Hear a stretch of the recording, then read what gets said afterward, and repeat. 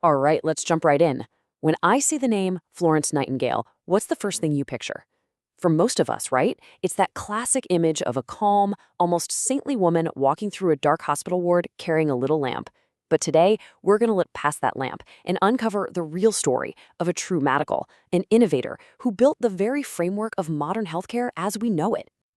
Her name itself is just iconic. It's become shorthand for compassion, for caring, for the birth of modern nursing. And this is the image that's stuck with her for over 150 years. The lady with the lamp, the gentle caregiver, a symbol of hope in the dark. It's a really powerful story for sure. But, and this is a big but, it is a tiny, tiny piece of the real picture.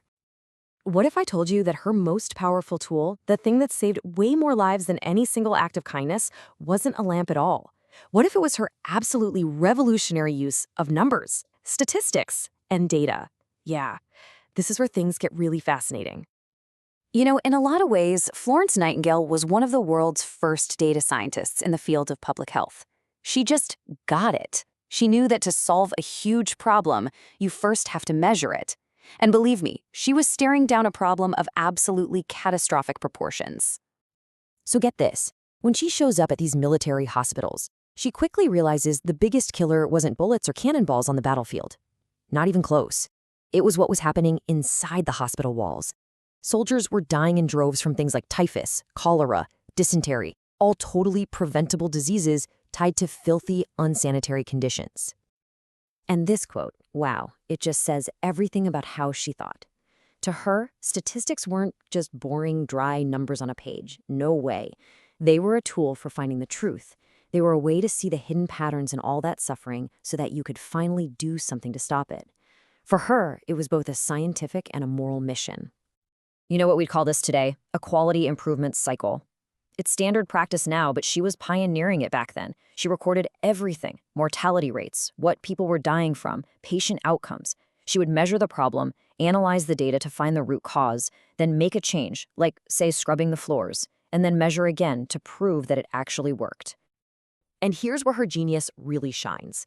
She knew that a long list of numbers was just going to make some generals' eyes glaze over. To convince the people in charge, the politicians, the military brass, she needed to show them the data in a way they couldn't ignore. So she created these incredible charts, these data visualizations. And her famous rose diagram made the truth painfully obvious. The blue wedges, representing deaths from preventable disease, were huge, dwarfing the deaths from combat. It was undeniable. And this idea, using data visualization to actually drive policy, it changed public health forever. Now, all these amazing insights from her data didn't just end up in a report somewhere. Nightingale took that knowledge and applied it to the real world. She became an architect of healing. She argued that the very design of a hospital building could either kill patients or cure them. I mean, just look at the difference here. It is night and day. Before her reforms, hospitals were basically death traps. They were dark, overcrowded, filthy. So she championed this new pavilion-style hospital, buildings made of separate blocks to maximize fresh air and sunlight, with beds spaced far apart and surfaces that were easy to clean. And her principles were so simple, it's easy to miss how totally revolutionary they were at the time. She called it her environmental theory. Fresh air to get rid of germs, natural sunlight as a disinfectant, absolute rigorous cleanliness, space between patients to stop diseases from spreading. These weren't just about making things nice, these were clinical strategies. And that's the key thing to get here. This was not about patient comfort. Every single one of those design choices was a direct attack on infection. She was essentially practicing infection control through architecture. And this was years, even decades, before germ theory was even a thing people accepted. She proved with cold, hard data that a well-designed building was a critical piece of medical equipment. Okay, so you have these amazing new hospitals, but a healing environment is more than just clean walls and big windows, right? You need skilled, professional people working inside them. So Nightingale's next project was to completely overhaul the human systems of healthcare, starting with the nurse. I'm not exaggerating when I say she pretty much invented nursing as a true, respected profession. She set up the very first secular nursing school. And in doing so, she replaced the old model of untrained, low-status helpers with highly educated professionals.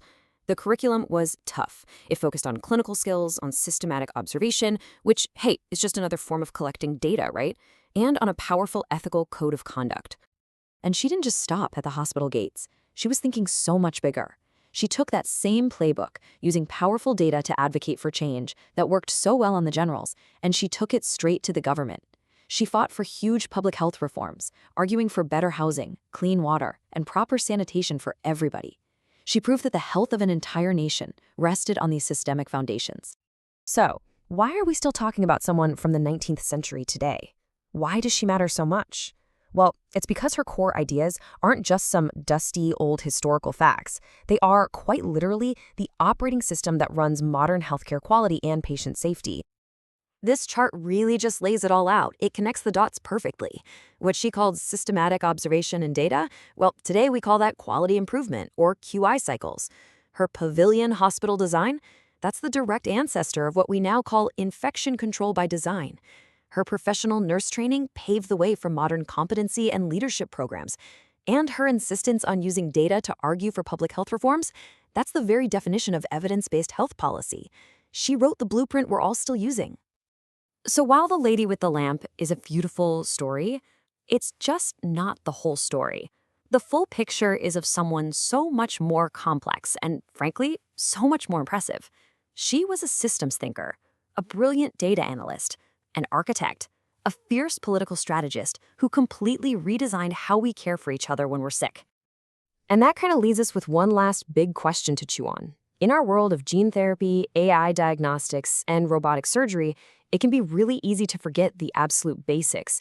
But as we face down modern challenges like global pandemics or the rise of antibiotic-resistant superbugs, aren't her simple foundational ideas about clean air, clean water, and clear, honest data not just relevant, but maybe more vital than they have ever been? It's definitely something to think about.